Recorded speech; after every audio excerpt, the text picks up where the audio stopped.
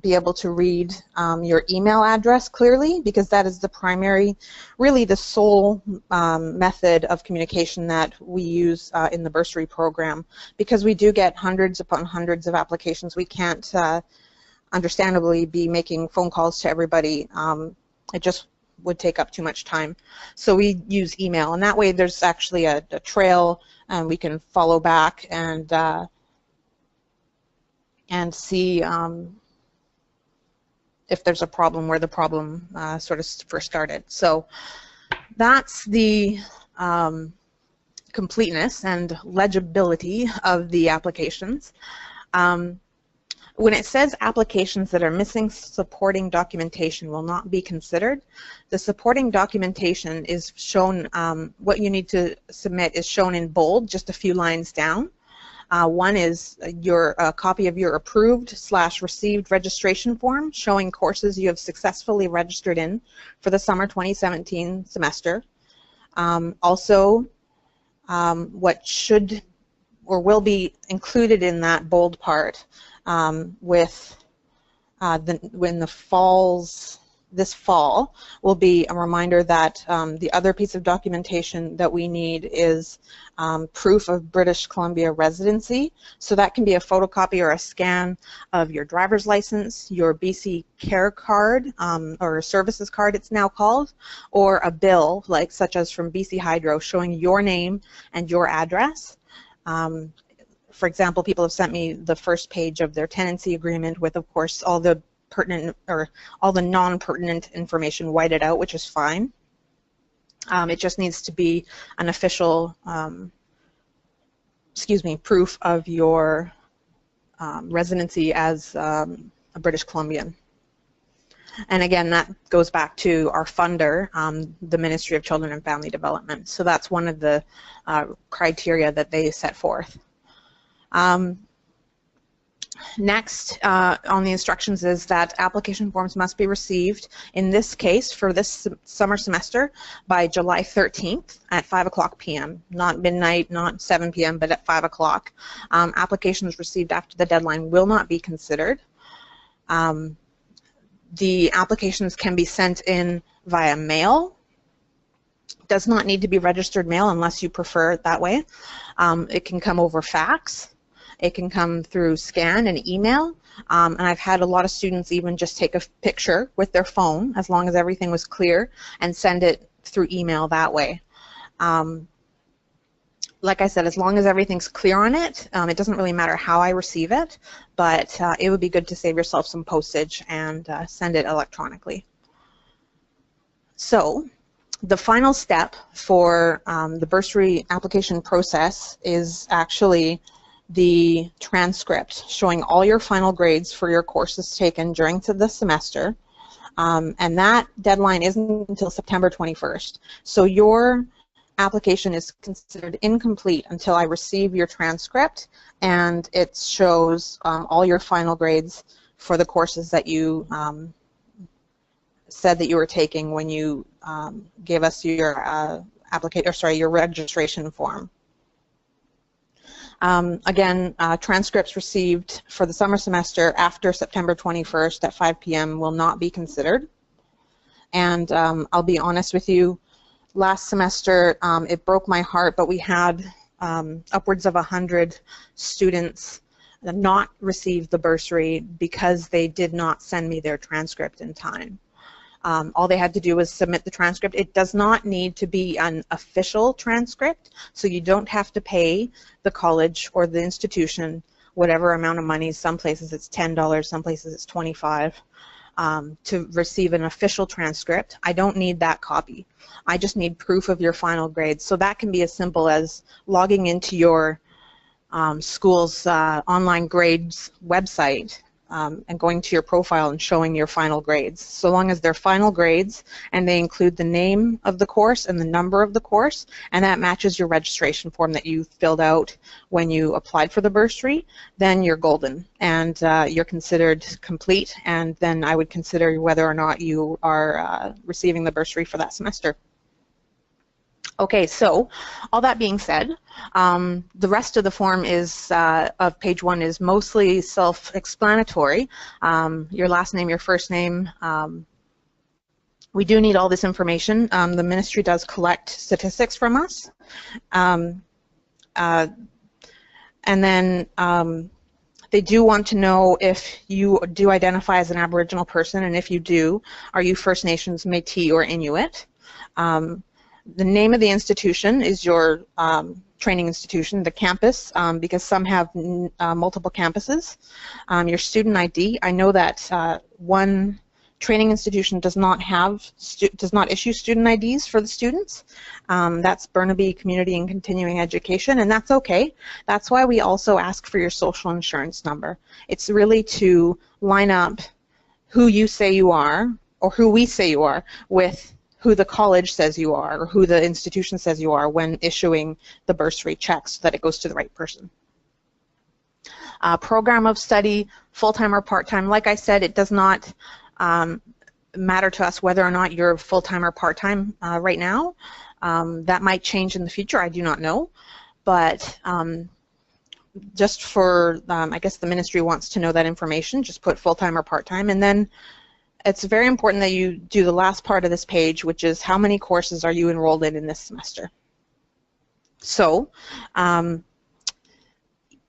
because the bursary if you're granted the bursary, it provides $300 per course, up to a maximum of $1,500 per semester. So it's not saying you can't take more than 5 classes, but we only have the funds to award you for 5 classes. And that does include practicums. So practicum does count as a course. So if you're doing 4 classes plus a practicum, I would consider that 5 classes.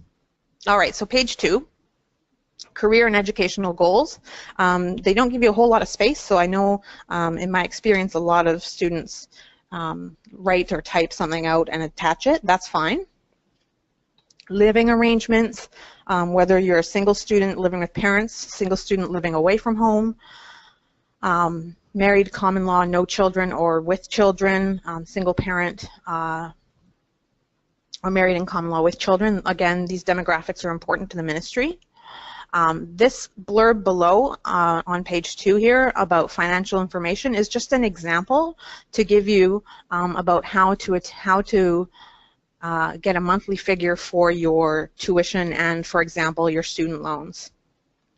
I know that some student loans, if not most, at least they did in my day, they would give you a full amount at the beginning of a semester.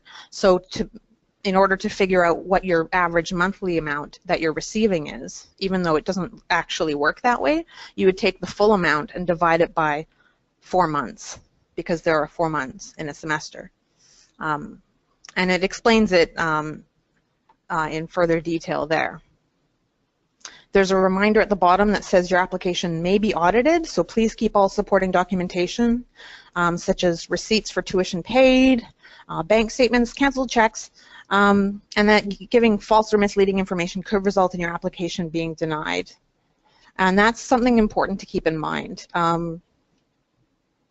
Just like with any other funding application, you would not want to give false or misleading information. Because our bursary program right now is not currently necessarily based on financial need, it's based on the priority criteria I outlined for you earlier.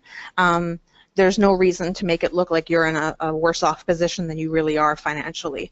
We're not going to look at your budget, so why don't we go to page 3. We're not going to look at page 3 of your bursary application and say, well, this student has, you know, $300 more in income than she does in expenses every month, so therefore we're not going to give her the bursary because she doesn't need the bursary. That's not how we work here. I know that a lot of funding applications do consider financial need first and foremost, but what we want to see on the bursary budget form here on page 3 is we want to see that you've got a relatively balanced budget so that your total monthly income is roughly equal to your total monthly expenses. What we want to see is basically how or that you do survive from month to month. So on this, some things that often go unrecorded are student loans, because they're given for a lot of people at the beginning of the semester. That's often left blank when in fact the student did receive a student loan. So again, just divide it by 4 to get an average monthly figure for a semester. And on the monthly expenses column, I'm finding a lot of students leave the tuition and ancillary fees and textbooks boxes blank. This may be for various reasons. They often, or most often, say because they paid their tuition up front, so therefore it's not a monthly cost. But if you read the bursary application, you see that you're supposed to include your student loan or any grants or any bursaries that you receive in that semester or for that semester in your income, just as you're supposed to record your tuition, fees, and textbook amounts in the expenses column. So that's actually something we do need, and if your application does not include it, I will try to have time to email you about it and say, listen, we need this information, and give you about a week to get back to me. Unless it's right up against the deadline, then I'll say, hey, I need this by July 13th. So I can answer questions about the budget form. That's the most common page that people have issues with in just a few minutes. So let's scroll down to page 4, which is probably the most important page, although it's often, not often, but it's sometimes overlooked by students, that where you sign in your date your application saying that you authorize and declare all that stuff that it says right there, that everything that you're submitting is true, correct, and complete, blah, blah, blah.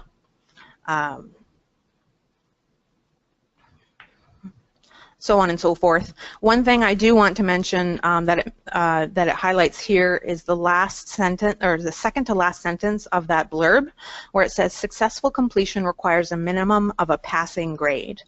So I want to sort of underscore that for you.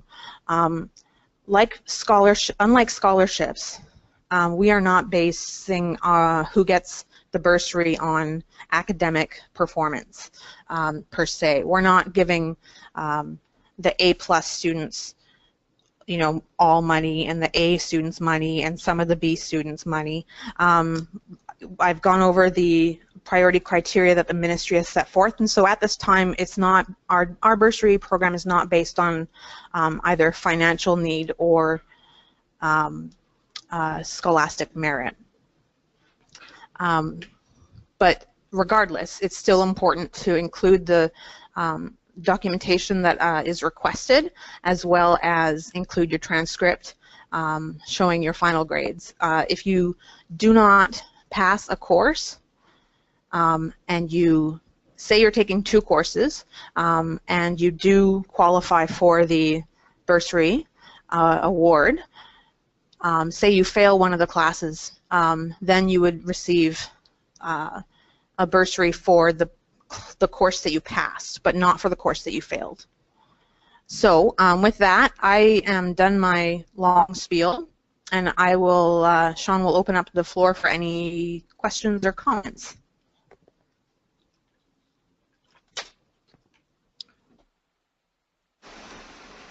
Okay.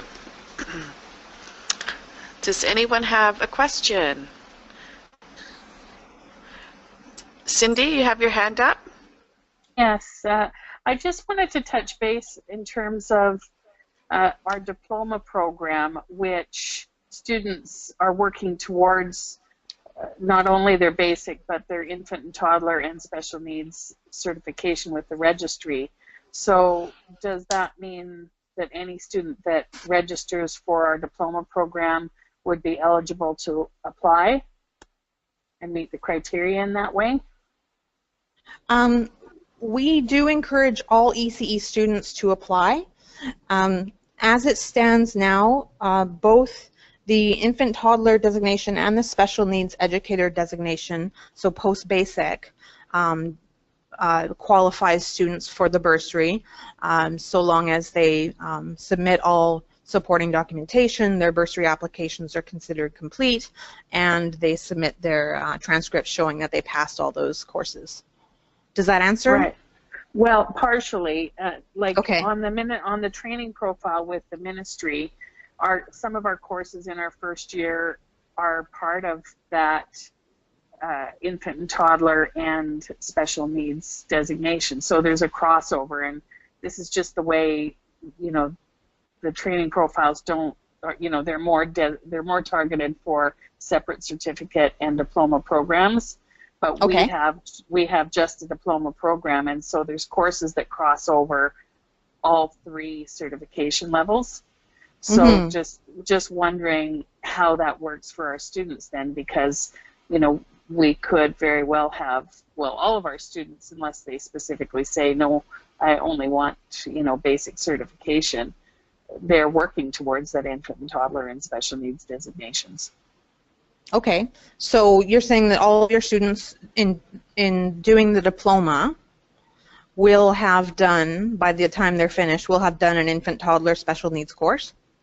They will have done all of their theory courses for infant and toddler and special needs, and they'll choose whether to do their infant and toddler or diverse abilities practicum for their diploma, and whichever one they do, they're eligible to apply for that certificate, and then they can return back. They can return back just to complete whichever practicum they didn't do if they want the last remaining certification at the registry. Okay, that makes sense. And then I would definitely encourage all those students to apply. Okay. Yeah. Okay, I'll do that. And is there something like, you know, their acceptance letter will say that they're accepted into the EC diploma?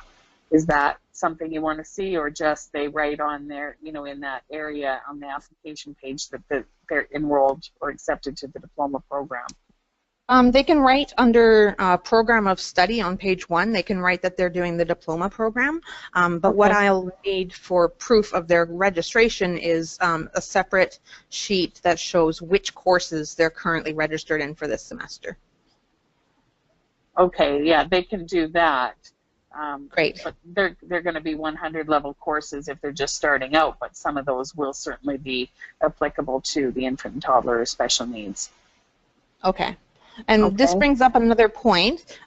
If a student is, and I've seen this many times, if a student has done an infant, toddler, or special needs course in the past, but is not doing one this semester, and they show proof of that, i.e. their transcript, I consider them to have met that priority criteria with the whole concept of the learning, you know, continues on. It doesn't just stop when the course stops, but they apply that learning to further courses. So even if they did, say, a 300 level course or a 200 level course that was infant, toddler, or special needs, and then they took, for whatever reason, their 100 level theory courses next, and they applied with those 100 level courses, as long as they show me proof that they have taken those priority courses, then I would consider them as priority candidates for the bursary. Okay, thank you. You're welcome. Okay, Lori Beth, did you have a question?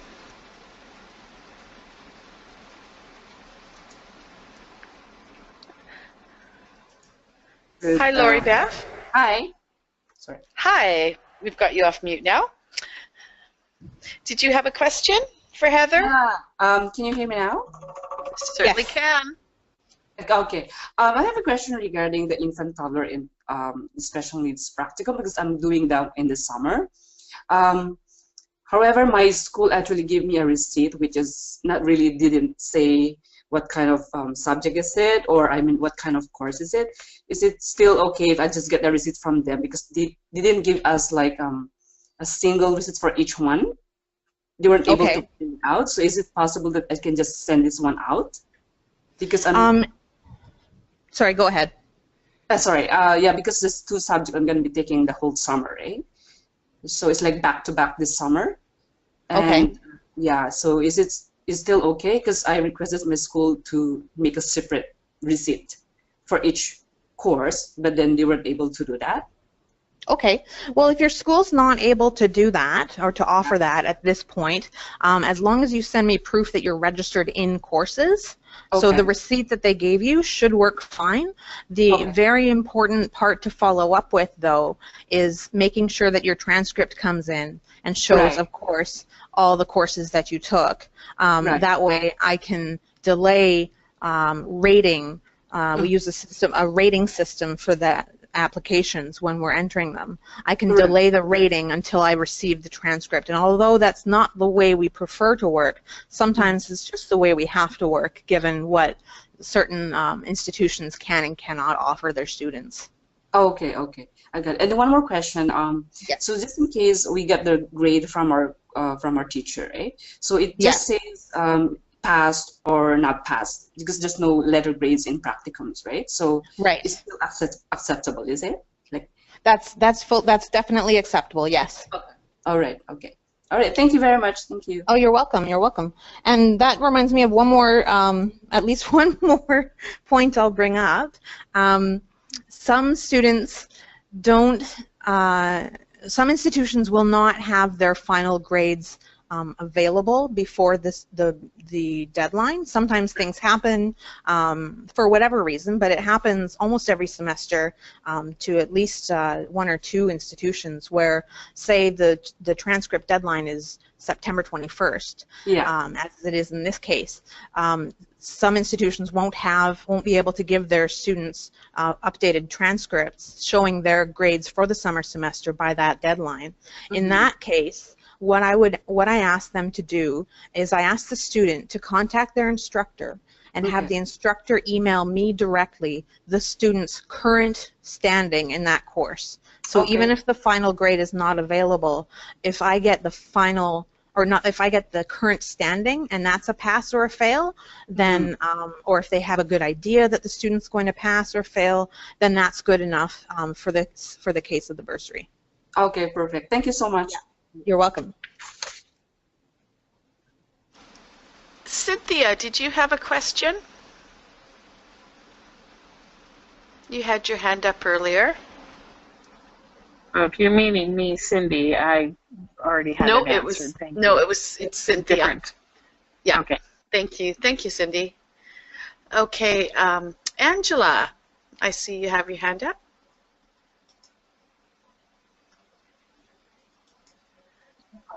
Hi, I just was kind of piggybacking on that last question, and you mentioned if a school wasn't able to give or just didn't have the marks finished and that there was just proof of the current standing of pass or fail, would that look like it would be in a letter form, or what would you be looking for in that instance?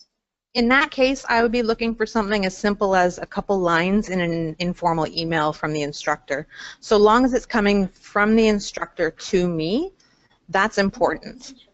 Okay. Yeah, so you could pass along my email address or our website to the instructor, and as long as they're contacting me directly, then I can consider that official enough for the time being. And where would we find your specific email address? It's on the application. It's on page 4. Okay, perfect. office.assistant@ecebc.ca. It's also on the website. Okay, perfect. Under Contact Us, and okay. Yeah. Okay, and then what about as an institution, if we are offering courses that maybe don't necessarily follow the same kind of semester outline as you have, does that mean, what would that look like? Okay. Does that make sense? Just thinking if, like, we're an approved institution in terms of offering an early childhood education diploma program, but we don't necessarily follow the same semester as was mentioned, how could we support students Okay. be able to apply for the bursary? Or yeah, there are a number of institutions that do not run on the semester system, and whether that means they're a private institution or they are a distance institution or what have you, or they just have a different timing schedule than a semester-based system. okay. The important thing is to get the budget page right. So we still need monthly income average and monthly expenses average. However, if the, for example, if the institution runs on a yearly basis, those tuition, those student loan, those amounts need to be divided by 12. Okay, perfect. So it's an average monthly amount. And again, like I said, even if it's paid up front, even if the student is sponsored, as many of our First Nations or Métis students are, there's still a line on the budget income part that is for First Nations or Métis sponsorship. There is some room there to do to put in a couple additional, or you can change the ones that are standing to read what you need it to read to reflect your current financial situation.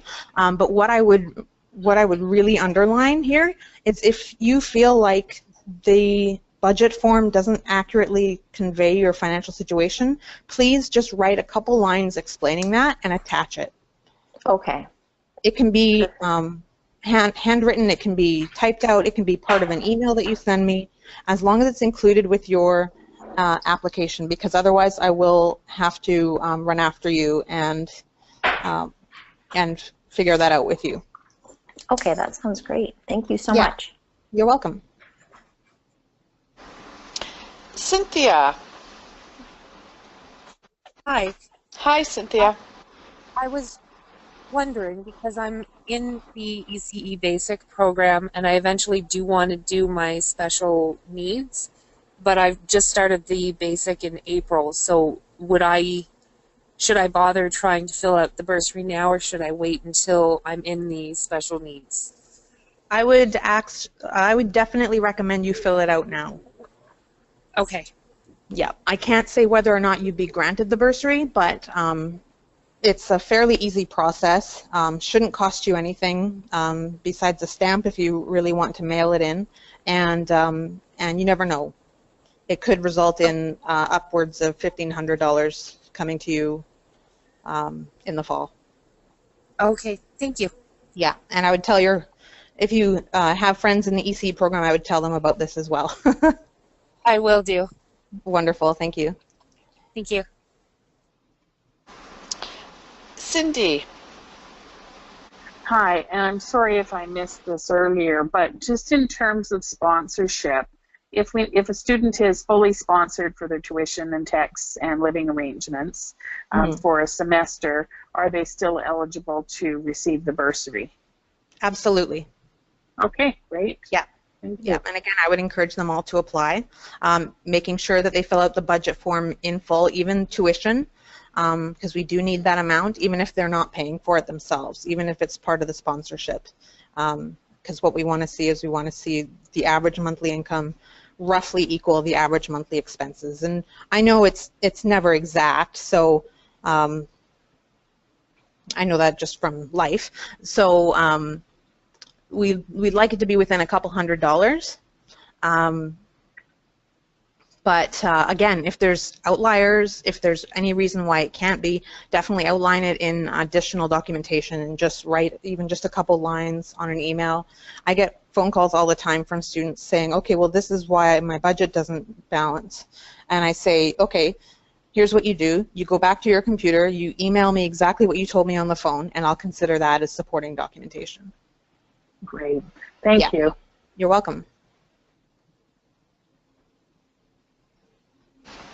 Okay, is there anyone else that has a question before we wrap up? Oh, Raquel, I see you there. Hi, sorry, I think Cynthia may have asked kind of my question, but I'm just doing online schooling, and I'm also in the basic ECE course at the moment. I have the first few done, but I'm only going on to the third now, the guiding and caring. So I was just wondering about down the road, I want to do the infant, toddler, post-basic, but that'll be in about a year from now by the time I finish the ECE online. So I was just wondering if I'm eligible to even apply for this bursary now, or? Absolutely. I would apply now and apply often, so to speak. And that brings up one final point, that if you are granted the bursary, if you are awarded the bursary in one semester, that has no bearing on whether or not you are awarded in a future semester. So we've had students who have applied and been awarded the bursary, apply again and again, and they're awarded each time. We've had students who weren't sure about that and didn't ask and got awarded once and then never applied again when they were actually eligible to apply again. So I would say, like I said, apply every semester or every year that you're taking your EC. My course goes, like, each course is 10 weeks. But if you're going off a semester, then I guess apply every 4 months. That's the idea? Yeah, when it's available, yeah. Okay. So if your course is, as long as you're not applying for the same, applying the same course to more than one intake. So you're not applying a course to winter 2017 and summer 2017. Okay. Yeah. Okay, great, thank you. Yeah. What makes us happy is seeing lots of applicants and seeing lots of those applicants be awarded the bursary. If we had our way, we would give it to everybody that applies, and it just makes us so happy at ECEBC to be able to give a helping hand to EC students in the sector. You are so needed in the province right now. I'm sure you know it's been in the news. So what I just want to wrap up with, unless Sean, are there more questions? I don't see any hands up. Okay, then go ahead. If so, sorry, I was just going to say, if anybody has a question, you can just ask it right now.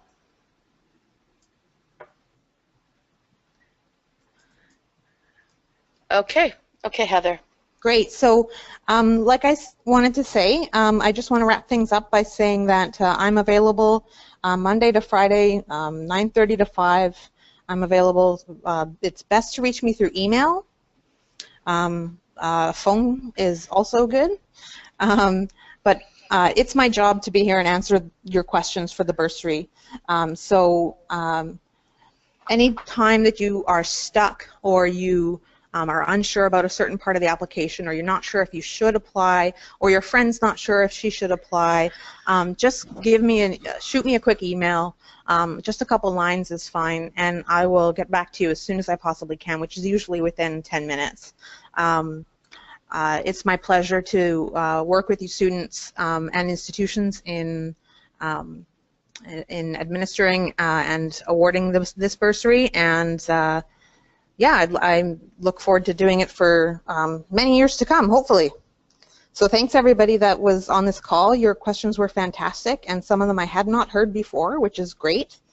And if you have any more questions, just drop me a line.